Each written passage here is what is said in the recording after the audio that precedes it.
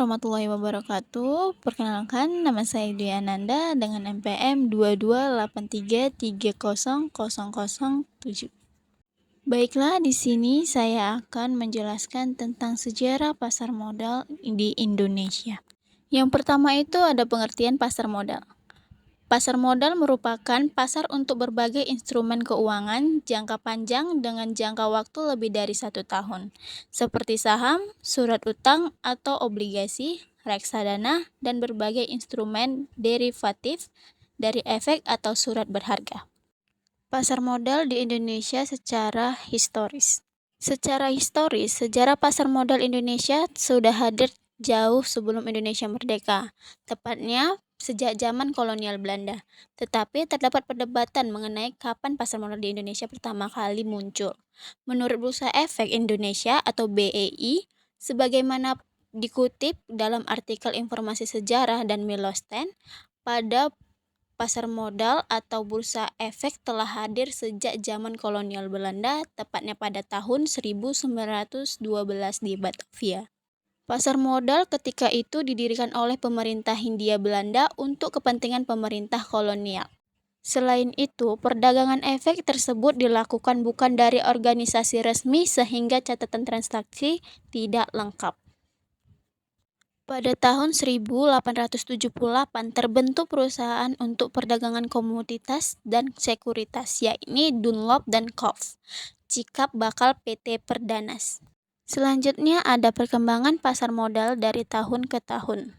Yang pertama itu pada tahun 1892 sampai 1925.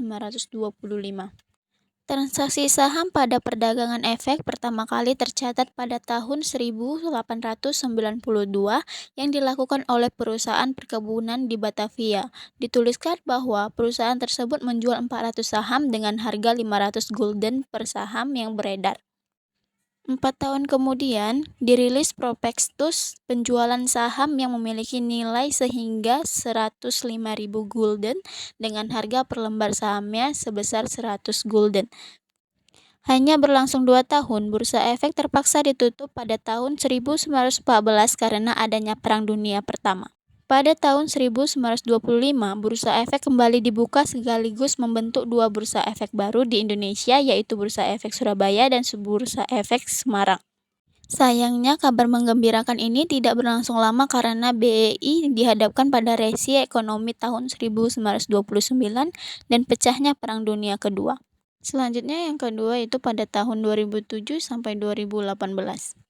Pada tahun 2007, Bursa Efek Jakarta merger dengan Bursa Efek Surabaya yang kemudian berganti nama menjadi Bursa Efek Indonesia. Pada tahun 2011, Otoritas Jasa Keuangan juga mulai diperkenalkan. Sampai saat ini sebanyak 700 perusahaan telah mencatat sahamnya di Bursa Efek Indonesia. Sektor pasar modal setiap tahunnya juga terus mengalami peningkatan. Seperti yang dikutip dari web BEI menunjukkan bahwa sebelumnya pada tahun 2018 jumlah investor pasar modal adalah 1,6 juta.